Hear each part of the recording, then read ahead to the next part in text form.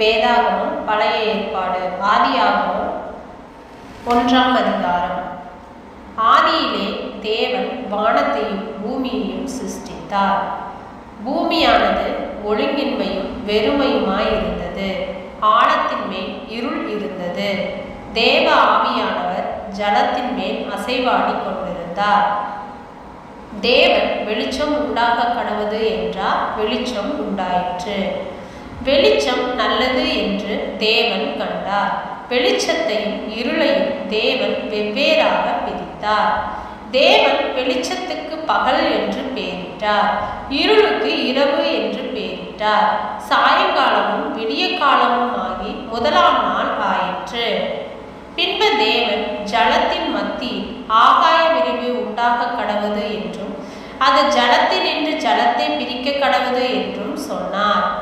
தேவன் ஆகாய விரிவை உண்டு பண்ணி ஆகாய விரிவுக்கு கீழே இருக்கிற ஜலத்திற்கும் ஆகாய விரிவுக்கு மேலே இருக்கிற ஜலத்திற்கும் பிரிவு உண்டாக்கினார். அது அப்படியே ஆயிற்று. தேவன் ஆகாய விரிவுக்கு வானம் என்று பெயரிட்டார். சாயங்காலமும் விடிய காலமும் ஆகி 2ஆம் நாள் ஆயிற்று. பின்பு தேவன் வானத்தின் கீழே இருக்கிற ஜலம் ஓரிடத்தில் சேரவும் வெட்டாந்தரை காணப்படவும் கடவது என்றார். அது அப்படியே ஆயிற்று. தேவன் வெட்டாந்தரைக்கு பூமி என்றும் சேர்ந்த ஜலத்திற்கு சமுத்திரம் என்றும் பெயரிட்டார். தேவன் அது நல்லது என்று கண்டார். அப்பொழுது தேவன் பூமியானது புல்லையும் விதையை பிறப்பிக்கும் பூண்டுகளையும் பூமியின் மேல் தங்கள் விதையுடைய கனிகளை தங்கள் சாதிகளின்படியே கொடுக்கும் கனி விருட்சங்களையும் முளைப்பிக்க கடவது என்றார். அது அப்படியே ஆயிற்று.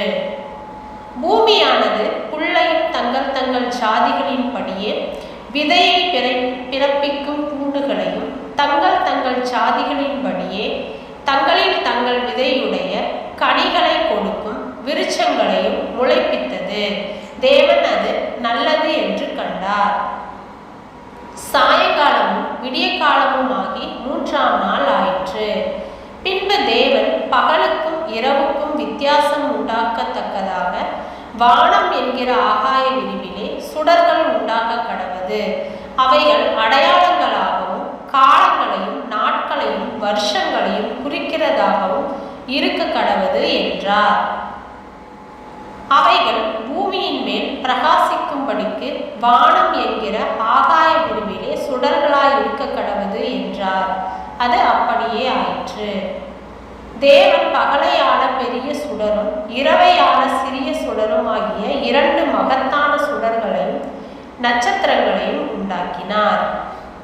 அவைகள் பூமியின் மேல் பிரகாசிக்கவும் பகலையும் இரவையும் ஆளவும் வெளிச்சத்துக்கும் இருளுக்கும் வித்தியாசம் உண்டாகவும் தேவன் அவைகளை வானம் என்கிற ஆகாய விரிவிலே வைத்தார். தேவன் அது நல்லது என்று கண்டார்.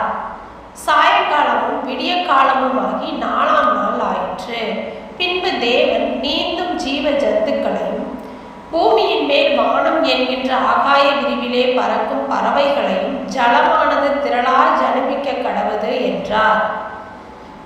தேவன் மகா மச்சங்களையும் ஜலத்தில் தங்கள் சாதியின்படியே திரளாய் ஜனிப்பிக்கப்பட்ட சகலவித நீர் வாழும் ஜந்துக்களையும் சிறகுள்ள ஜாதியான சகலவித பட்சிகளையும் சிருஷ்டித்தார். தேவன் அது நல்லது என்று கண்டார். தேவன் அவைகளை ஆசீர்வதித்து நீங்கள் பழுகி பெருகி சமுத்திரத்தின் ஜலத்தை நிரப்புங்கள் என்றும் பறவைகள் பூமியில் பெருக கடவது என்றும் சொன்னார். சாயங்காலமும் விடிய காலமும் ஆகி 5ஆம் நாள் ஆயிற்று. பின்பு தேவன் பூமியானது ஜாதியான ஜீவ ஜந்துக்களாகிய நாட்டு மிருகங்களையும் ஊரும் பிராணிகளையும் காட்டு மிருகங்களையும் ஜாதியாக பிறப்பிக்க கடவது என்றார். அது அப்படியே ஆயிற்று. தேவன் பூமியுள்ள ஜாதியான காட்டு மிருகங்களையும் ஜாதியான நாட்டு மிருகங்களையும் பூமியில் ஊரும் பிராணிகள் எல்லாவற்றையும் உண்டாக்கினார். தேவன் அது நல்லது என்று கண்டார். பின்பு தேவன் நமது சாயலாகவும் நமது ரூபத்தின்படியேயும் மனுஷனை உண்டாக்குவோமாக. அவர்கள் சமுத்திரத்தின் மச்சங்களையும் ஆகாயத்து பறவைகளையும் மிருக ஜீவன்களையும் பூமியின் மேல் ஊறும் சகல என்றார். தேவன் தம்முடைய சாயலாக மனுஷனை சிருஷ்டித்தார். அவனை தேவ சாயலாகவே சிருஷ்டித்தார். ஆணும் பெண்ணுமாக அவர்களை சிருஷ்டித்தார்.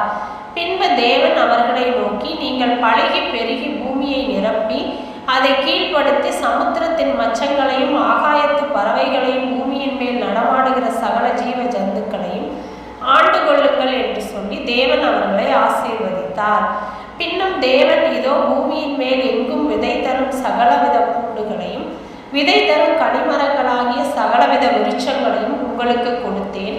அவைகள் உங்களுக்கு ஆகாரமாய் இருக்க கடவது. பூமியில் உள்ள சகல மிருக ஜீவன்களும் ஆகாயத்தில் உள்ள பறவைகளுக்கும் பூமியின் மேல் ஊரும் பிராணிகள் எல்லாவற்றிற்கும் பசுமையான சகல பூண்டுகளையும் ஆகாரமாக கொடுத்தேன் என்றார். அது அப்படியே ஆயிற்று. அப்பொழுது தேவன் தாம் உண்டாக்கின எல்லாவற்றையும் பார்த்தார். அது மிகவும் நன்றாயிருந்தது. சாயங்காலமும்